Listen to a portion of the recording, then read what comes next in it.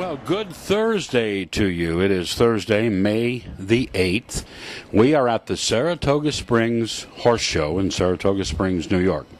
My name is Wayne Williams. I am here the last couple of days alone without my co-host of the first week and a half, Susan Kane. So we miss Susan, but we're finishing up some taped reports so that you can watch these reports on a daily basis as we wind down here in the last week of the Saratoga Springs Horse Show. Now, the Saratoga Springs Horse Show is a charity event.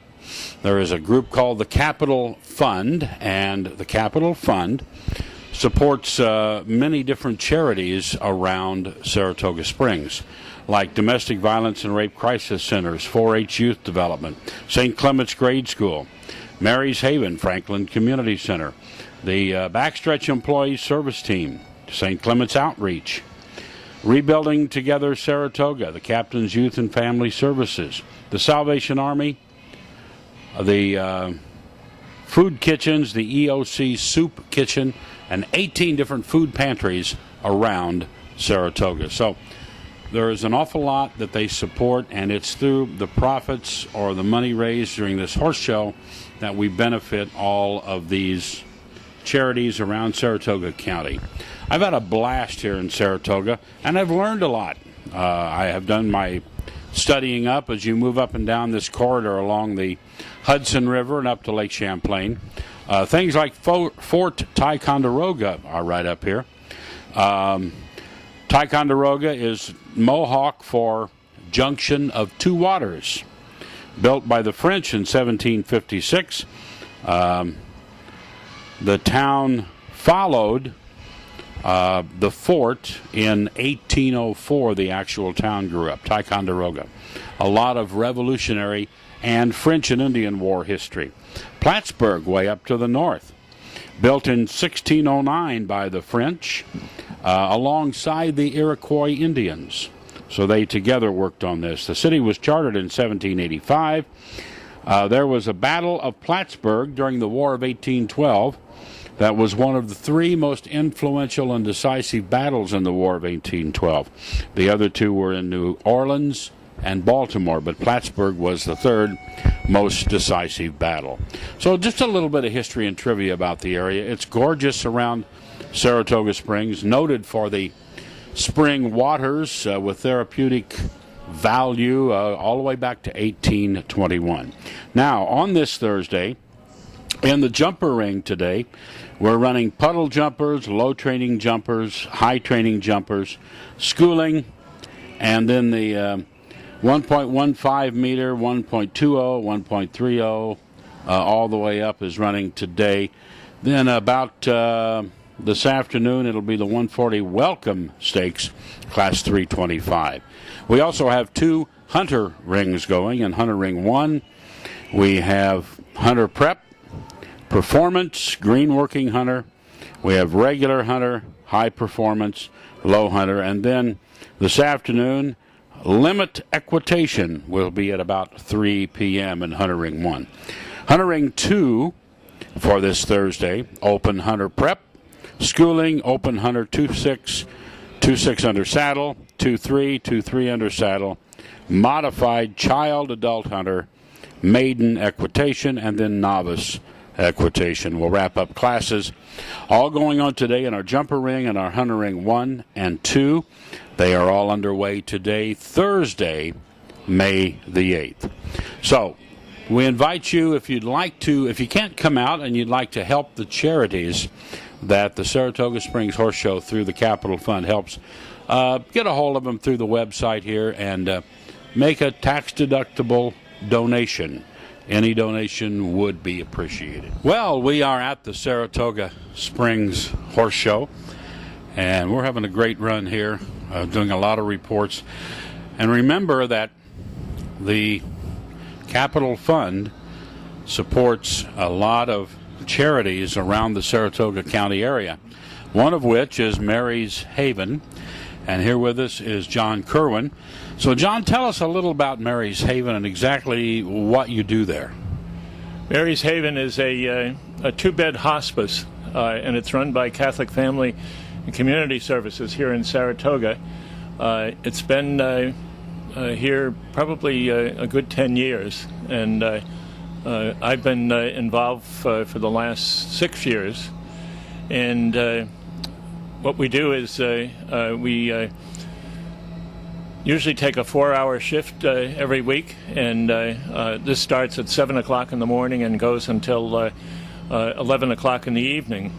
During the evening, there's a nurse who's on duty, and there's always 2 volunteers on during the daytime, and the 2 staff people, they're there from about 9 o'clock in the morning until 5 in the afternoon. But what we do is try to make these folks comfortable in the remaining days of their life, and it's a question of getting them something to eat, sitting with them, helping them with their daily necessities, doing their laundry, the whole 9 yards. They're guests in this place, and we're there to take care of their needs. So if somebody is in a position where they're going into the need of hospice, right, and they can't be cared for properly at home, or a visiting hospice nurse in and out is not quite enough, they need more attention. Yeah. You have 2 beds, and you make this available to people in that regard. Right. Yeah. The thing is that they have to be in hospice care in order to be eligible for Mary's Haven, and there's no charge because hospice picks up this fee, as it were, and usually it's people who don't have family in the area, or who if they do have family in the area, they have other concerns, so these people would be by themselves all day long, and they are the ones that are eligible, the first ones that are eligible when we have a space available for them. So well, it's one of those things where and there are situations where people at a certain age, their relatives are working, and they can't not work, or the other part of it is if they have lived a long life and have outlived a lot of the family. Either way, they're going to be stuck spending a lot of time alone, which they can't do. Right. That's true. And the thing is, some of our guests are people who have children, but they might not be in the area, and they've been on their own. So again, they fit the bill, ahead of somebody else who's got family in the area and who can look out for them. So you basically look at each individual case to see what the situation is and who is in the most need of the services you provide. Right, exactly.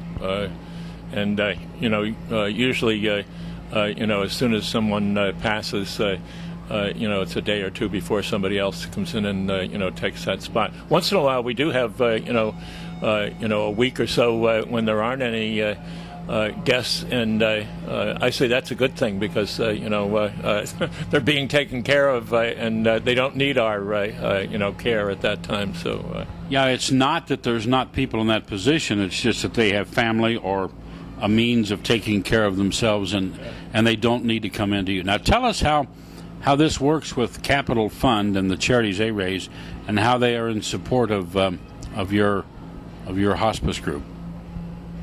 I'm not sure if I understand. Well, I mean, you said that hospice, if people are in hospice care, right, and they qualify to come in here because they don't have people that's going to be with them, right, on a full-term basis daily, some of that is picked up by insurance. Right. But I'm sure that doesn't cover everything. Yeah. So the funds that come in from the Capital Fund, from the charities, helps to offset that, right? Right. Yeah. I mean, we have 2 staff people that are paid employees, plus the night nurse. That person is also a paid employee. The rest of us are volunteers. So the funds that come from a lot of times, folks will ask that Mary's Haven be remembered, as a charity for their deceased and it's that kind of money that helps Catholic Family and Community Services keep the program going and in place. And actually, Catholic Charities built the facility that we have, and it's a question of paying for heat, light, and all the other stuff. Well, I know that insurance coverages really don't cover everything that's needed to provide that. Well, I've been reading all week long, all 2 weeks long here about the different charities that the Capital Fund helps out, and Mary's Haven is one we've been reading over and over again. And it's nice to put a face and get a little more details because, in my point, I see Mary's Haven. If I don't know what Mary's Haven really does, then it's very nice that you came on, let everybody know what Mary's Haven really does, how it works. So how do people contact you if they think they have a need or they know somebody has a need? How's the easiest way to get a hold of you? Mary's Haven is in the telephone directory, and the hospice people in Saratoga are well aware of it because they check in on a regular basis, and usually they're the ones that will tell us about somebody who's looking for Mary's Haven in terms of care, in this final stage of their journey. So. But we're listed in the phone book, and also Catholic Family and Community Services. They could be contacted. So how long have you been associated with the Capital Fund? 6 years, in the sense that I've been involved in Mary's Haven, and there's other charities that are involved in the same thing. We just started a program in Saratoga this past winter called Code Blue, and they're hopefully going to be able to latch on to some funding from community fund to keep that thing going for homeless people without a place in the wintertime, and we had a pretty rough winter this winter. Did. Every place in the United States had a pretty rough winter this year.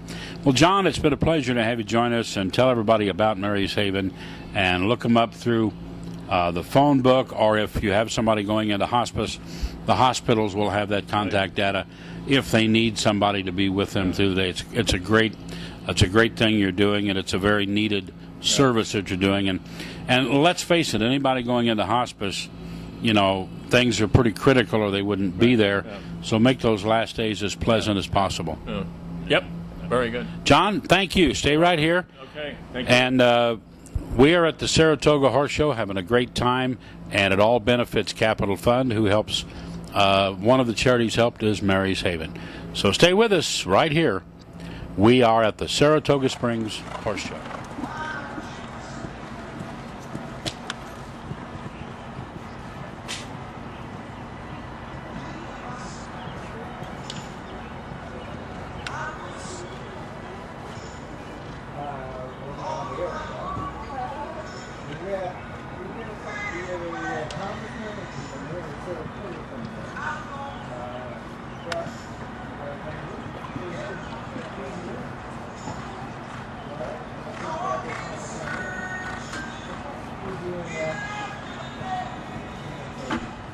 Hey, we're here, Saratoga Springs Horse Show. We're having a great time.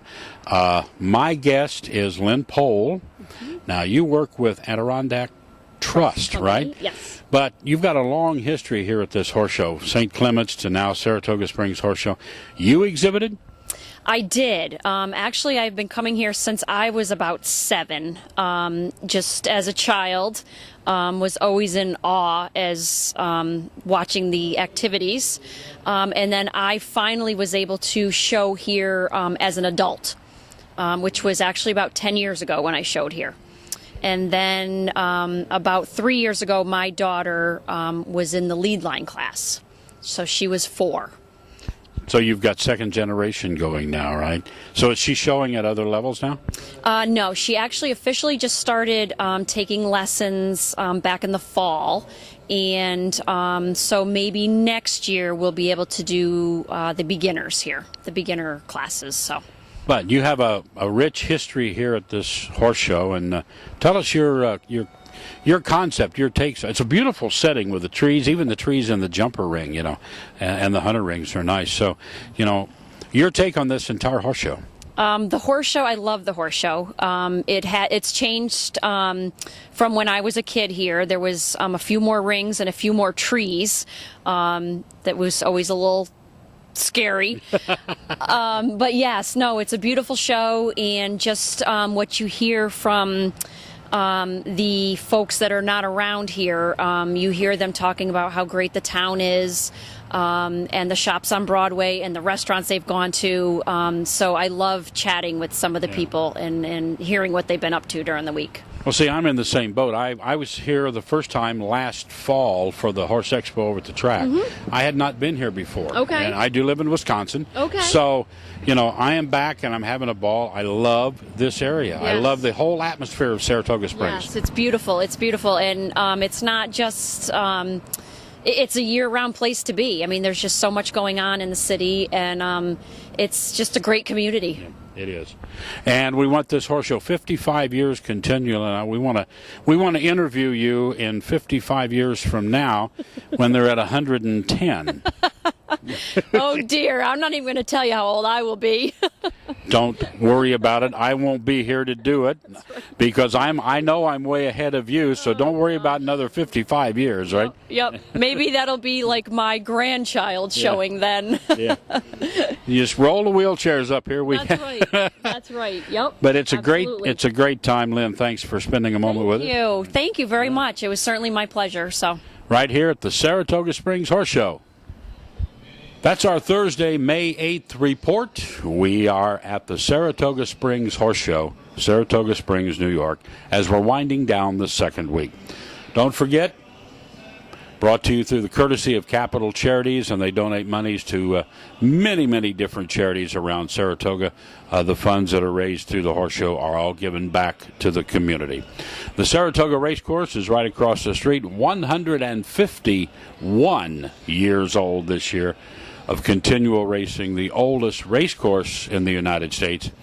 Right across the street, we're on the grounds of Yaddo. Also, the stables for the racetrack are around us. It's all one huge complex, actually, at the Saratoga Springs Horse Show. I'm Wayne Williams. We'll have another report for you tomorrow. Join us.